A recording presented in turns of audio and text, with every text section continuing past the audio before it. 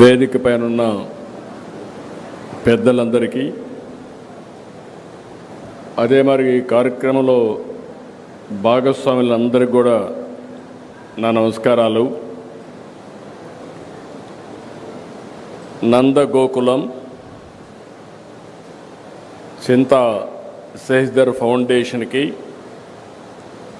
అలాగే వీటిని నడిపిస్తున్న విశ్వసముద్ర గ్రూప్ సంస్థకి ముందుగా నా అభినందనలు.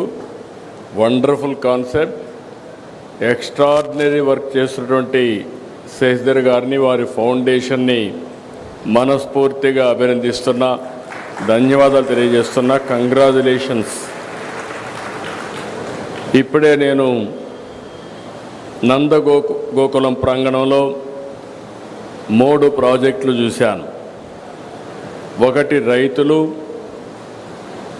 2 దాంట్లోనే పర్యావరణ సంక్షేమం, 2వది పశు జాతుల పరిరక్షణ, 3వది ఎక్సలెంట్ స్కూల్. అందులో కూడా మామూలు పిల్లల్ని తీసుకొచ్చి ఇక్కడ ఎక్స్ట్రాడినరీ స్టూడెంట్స్గా తయారు చేస్తున్నారంటే ఇది మిగిలిన వాళ్ళందరికీ కూడా ఒక ఆదర్శం. ఈరోజు ఇక్కడ చూసినప్పుడు Vishwasamudra bio energy ethanol plant, Nandagokulam save the bull, Nandagokulam life school, ఈ 3ంటిని ఈరోజు నేను ఇనాగరేట్ చేయడం నాకు ఒక నూతనమైన ఎక్స్పీరియన్స్. ఇలాంటి ఒక మంచి కాన్సెప్ట్ని క్రియేట్ చేయడమే కాకుండా ఒక ఇన్నోవేటివ్ కాన్సెప్ట్తో ముందుకు పోతున్నటువంటి చింతా శశిధర్ ఫౌండేషన్ని రాష్ట్ర ప్రభుత్వం తరపున మరొక్కసారి అభినందిస్తున్నాను. 24 ఎకరాల విస్తీర్ణం ఇక్కడ ఏర్పాటైంది. ఒక పక్క బయో ఎనర్జీ ఎథనాల్ ప్లాంట్, ఇందులో 200 లీటర్ల ఎథనాల్ ఉత్పత్తి చేయాలని లక్ష్యంతో 15,000 టన్నులకు పాడైన బియ్యం వంటి నూకలన్నీ కూడా తీసుకొచ్చి ఇక్కడ ఎథనాల్ తయారు చేస్తున్నారు. గవర్నమెంట్ ఆఫ్ ఇండియా ప్రకారం దీన్ని ఏ విధంగా పెట్రోల్లో మిక్స్ చేయాలో మిక్స్ చేయడం కోసం మామూలుగా కేంద్రం ఒక రూల్ పెట్టి 20% వరకు ఎథనాల్ బ్లెండింగ్ ప్రోగ్రాం తీసుకొస్తే దాన్ని ఇక్కడ సద్వినియోగం చేస్తున్నారు. దీనివల్ల రైతులకు మెరుగైనటువంటి ఆదాయం వచ్చే పరిస్థితి వస్తుంది, గిట్టుబాటు అవుతుంది.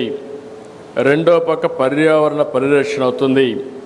ఈ నూతనమైన కాన్సెప్ట్ని గవర్నమెంట్ ఆఫ్ ఇండియా ప్రమోట్ చేస్తూ ఉంటే దాన్ని అందిపుచ్చుకున్నటువంటి ఈ సంస్థను అభినందిస్తున్నా.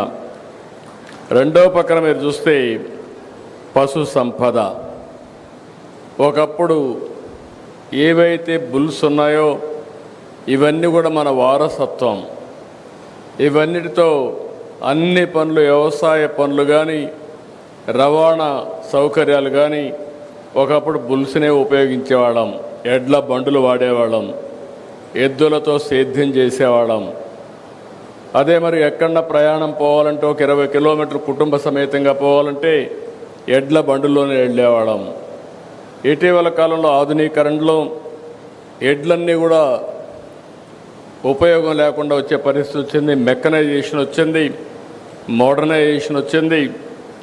దీనివల్ల చాలా వరకు ఏవైతే ఇంకా కూడా మీరు చూస్తే ఈ సెక్స్ సార్టెడ్ కింద ఫిమేల్ కాఫ్స్ని ఉత్పత్తి చేసే పరిస్థితి కూడా వచ్చారు.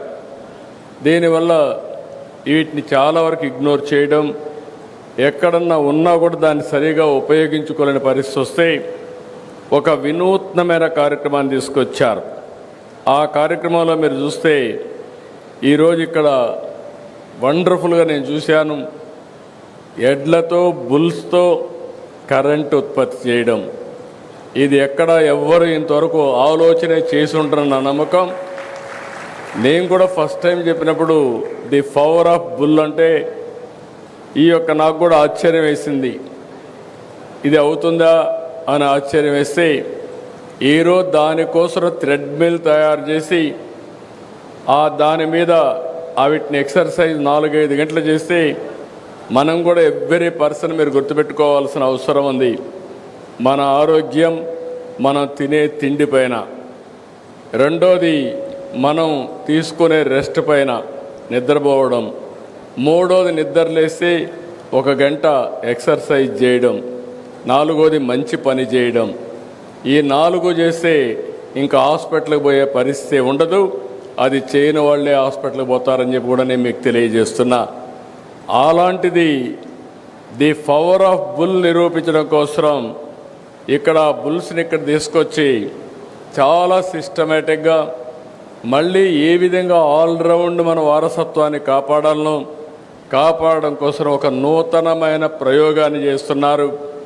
ఆ ప్రయోగంలో ది పవర్ ఆఫ్ బుల్ అన్నప్పుడు కరెంట్ ఎంత ఉత్పత్తి చేయగలుగుతారంటే 5 యూనిట్లు కరెంట్ ఉత్పత్తి చేసే పరిస్థితి వస్తుంది. అదే మాదిరిగా 1 గంటకు 5 గంటల వరకు దాన్ని కూడా సైంటిఫిక్గా ఆలోచించి అది హెల్తీగా ఉండాలంటే ఎన్ని గంటలు ఎక్సర్సైజ్ చేయించాలనో అన్ని గంటలు చేయించి దాంట్లో నుంచి ఆదాయం సంపాదించడానికి ఒక వినూత్నమైన కార్యక్రమం. ఆ కార్యక్రమమే పవర్ జనరేషన్. మామూలుగా పవర్ జనరేషన్ అంటే ఒకప్పుడు ఎక్కడి నుంచో వచ్చేది, థర్మల్తోనే వచ్చేది, బొగ్గుతో కరెంటు తయారు చేసేవాళ్ళం. తర్వాత వాటర్తో తయారు చేయడం మొదలుపెట్టాం. తర్వాత ఎండతో కరెంటు చేయడం మొదలుపెట్టాం, గాలితో కరెంటు చేయడం మొదలుపెట్టాం. ఇప్పుడు బుల్స్తో కూడా కరెంటు తయారు చేసే పరిస్థితికి వచ్చామంటే ఇంట్లో కూర్చొని ఇది best innovation in the world అని చెప్పి మరొకసారి మీ అందరికీ తెలియజేస్తున్నా. దీనికి నాంది పలికి ఇంకో పక్క ఒంగోలు ఒకప్పుడు one of the best breed in the world. ఈరోజు ఒంగోలు బుల్ అనేది లేదు. అవన్నీ ఇక్కడి నుంచి వెళ్ళిపోయి బ్రెజిల్కి వెళ్తే బ్రెజిల్లో బ్రహ్మాండంగా ప్రొటెక్ట్ చేయడం కాకుండా ప్రమోట్ చేసి ఈరోజు ప్రపంచానికే బెస్ట్ బ్రీడ్ని వాళ్ళు ఇచ్చే పరిస్థితికి వచ్చారు. అదే మరి ఇక్కడ బ్రీడ్ ప్రొటెక్షన్ కూడా ఆలోచిస్తున్నారు. అదే సమయంలో ఇవి ఆయుర్వేదాలో ఏవైతే ఋగ్వేదం ఇవన్నిట్లో ఏవైతే ఉన్నాయో అవన్నీ కూడా స్టడీ చేసి హెల్త్కి మన కౌస్కి ఏ విధంగా సంబంధం ఉందో అలాంటి ఎక్సర్సైజ్ చేసే పరిస్థితికి వచ్చారు. ఈరోజు నందగోకులం సేవ్ ది బుల్ అనే కార్యక్రమం చాలా విశిష్టమైంది.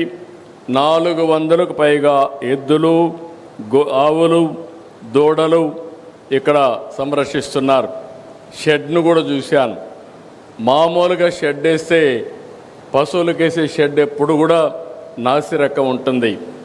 ఆ షెడ్ కూడా హైట్ కానీ ఈరోజు మనం ఇక్కడ కూర్చుంటే చెమట వచ్చింది, కానీ ఆ గోకుల్ షెడ్కి వెళ్తే చెమట కాదు కదా, వాసన కూడా లేదంటే వన్ ఆఫ్ ది బెస్ట్ స్టాండర్డ్స్లో అక్కడ షెడ్ ఏర్పాటు చేశారు.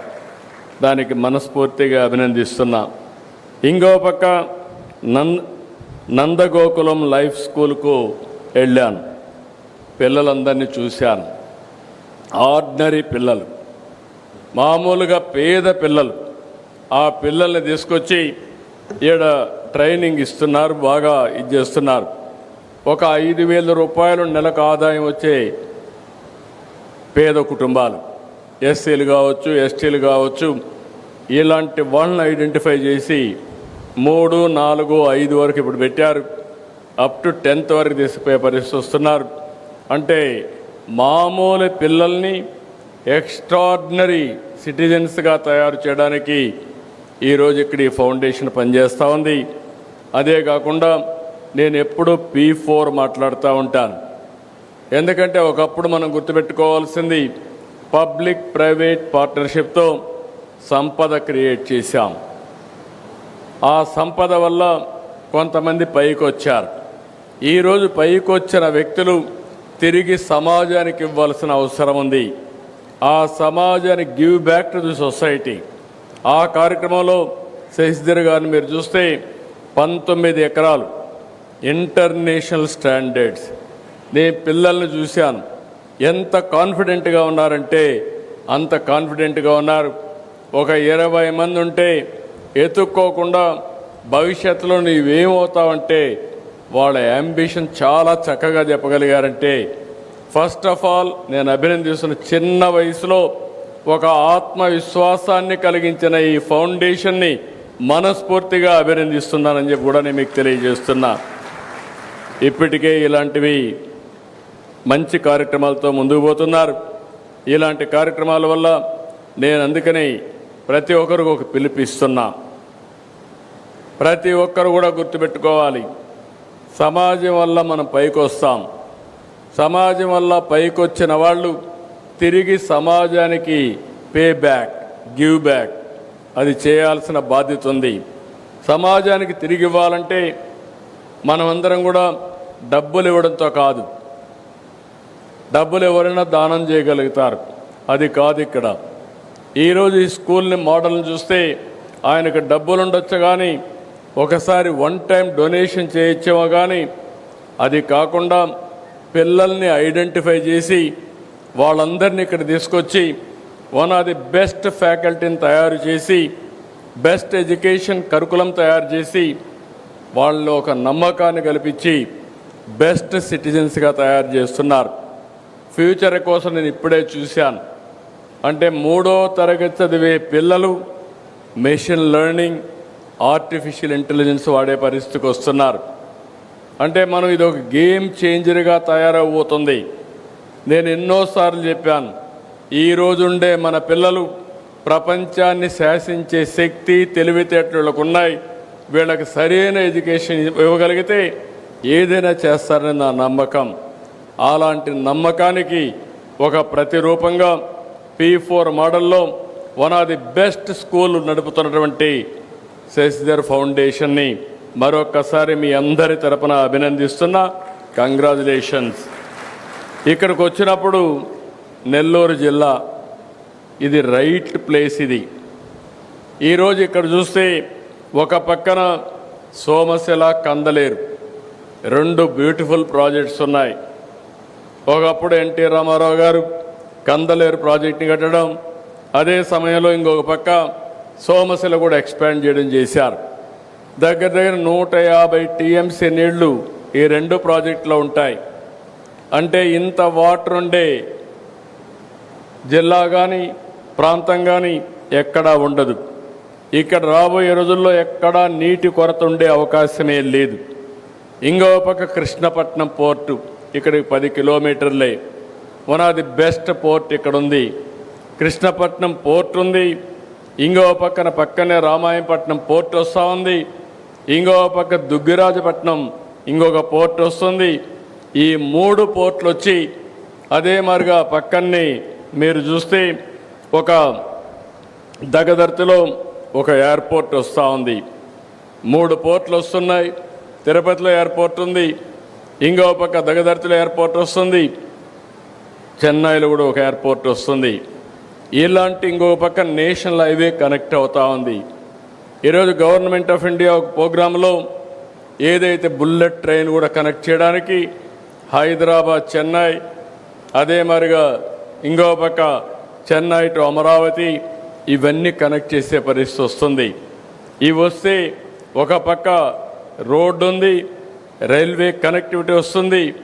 ఇంకో పక్క ఎక్సలెంట్ భూములు ఉన్నాయి. అన్నింటికంటే బ్రహ్మాండంగా పనిచేసే వ్యక్తులు కూడా ఉన్నారు. ఇక్కడే రామాయంపట్నంలో తొందరలో BPCL గ్రీన్ఫీల్డ్ రిఫైనరీ వస్తుంది. ఇంకో పక్కన క్రిబ్కో గ్రీన్ ఎనర్జీ వస్తుంది.